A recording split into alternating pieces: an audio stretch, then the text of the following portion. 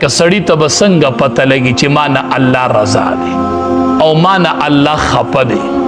چې کله بنده نه الله خفه شي، کور تی نه علي نه، گاڑی تی نه علي نه، جیداد نه اخلاص کی نه، بیماری پیراولی نه، د الله د ناراضتیا دلیل دی چې کله بنده نه الله خفه شي نو الله تی نه د سجدي توفیق والی.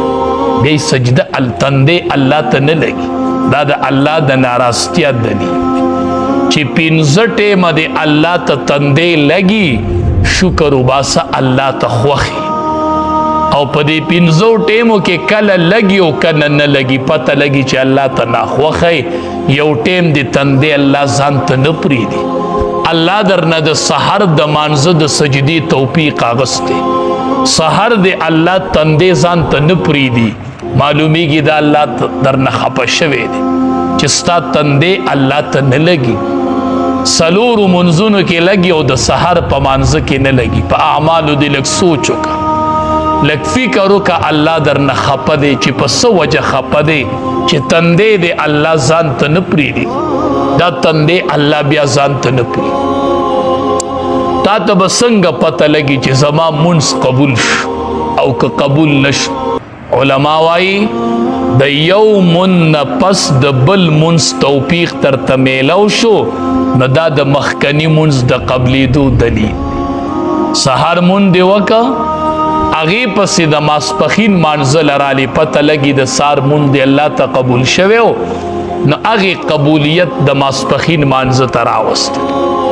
یو منځ دې وکړو بل نه کېږي، پته لګي چې دا مخکنی منځ دې الله ته نه دی قبول. دا د سحر منځ چې مونږ نه کوو په دې لږ غور وکړئ، ټول غور وکړئ خپل ګریوان کې، هر یو تن ته به اوس پته ولګي. دوه کمۍ به کېږي د هغې د وجې نه د سحر مونږ د خلقو نه پاتې کېږي. یو خدا چې دا خلق به د ماسخوتن مونځ نه کوي ځکه به د سحر مونځ ته نه پاسي. ماسخوتن مونځ اونه کې جو الله وله د سحر د مانځه توفیق ورنه کړي، یا به د ماسخوتن مونځ کوي خو په دې مانځه کې به یې څه کمیږي، دا مونځ الله ته نه قبلیږي ځکه سحر ته نه پاسي.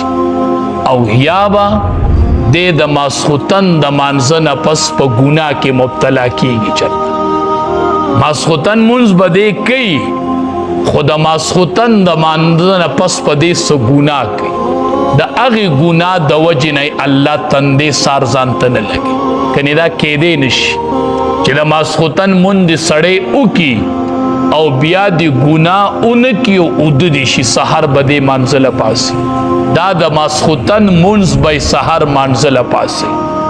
یا خو به دا بنده د ماسخوتن مونځ نه کوي نو سحر ورته توفیق د سجدې نه میلاوي، الله وله توفیق نه ورکوي. یا به د ماسخوتن مونځ کوي خو د هغې نه پس په دې څه ګناه کوي، چېرته د هغې ګناه د وجې نه الله سار ځان ته تندې نه پرېږدي، تندې نه پرېږدي.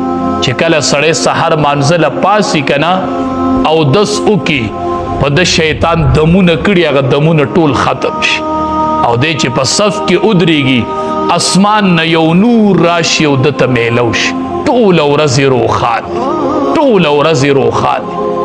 چې دا سحر مونځ یې نه یې کړی دی پاسین د شیطان هغه غوټې تې تاوي، نږدې که سم کار کوي نو هغه مران لګي، ټوله ورځې بد اوځي. دا د شیطان هغه دم د ده نه تو دی. نو چې په دې سوچ وکړو چې مونږ ته د سحر د مانځه توفیق نه میلاویږي، څه وجه ده؟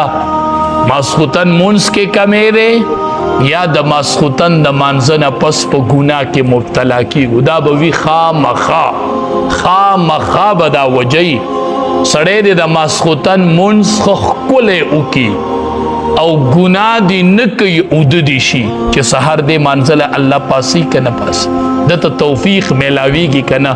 دا د ماسخوتن مونځ به د سحر مانځه له پاسي. نو چې کله الله د بنده نه خفه شي نو الله ترې نه د سجدې توفیق والي، بیا یې تندې ځان ته نه پرېږدي. فسجد الملائکة کلهم، سجده وکړله فرشتو، کلهم ټولو وکړله. ذهن ته دا سوال راته چې بعضو به کړي او بعضو به نه یې کړي، ډېرو به کړې وه نو الله وی فرشتو سجده وکړه، نا وی کلهم ټولو کړي، یوه پکې نه وه پاتې شي. اجمعون په یېړه یې وکړله په جمع سره. نو ذهن ته دا سوال راته چې بعضو به یو ټیم کړي، بعضو به بل ټیم کړي. الله وی اجمعون په یېړه او په یو ټیم ټولو د الله حکم ومن، الا ابلیس مگر ابلیس سجده ونه کړله. د زمونږ سره دشمنی شروع شوله. دا زمونږ د نیکه د آدم علیه السلام دشمن دی او د هغې وخت نه د انسانانو سره دشمنی ده. نو دته دشمن ووایئ او د دشمن تسلیم کا. الا ابلیس مگر ابلیس سجده ونه کړله. ابا انکار یې وکړو ان یکون مع الساجدین، چې شي دی د سجده کوونکو سره، د دې نه انکار وکړو. نو د آدم علیه السلام سره دشمنی شروع شوه. فرمایي وَإِذْ قَالَ رَبُّكَ، هر کله چې ووی رب ستا للملائکة فرشتو ته انی خالق بشرا، چې بېشکه زه پیدا کوم یو بشر لره، من صلصال د خاورې ټنګار کوونکې نه، من حمأ مسنون د خټې زړې شوې بدبودارې نه.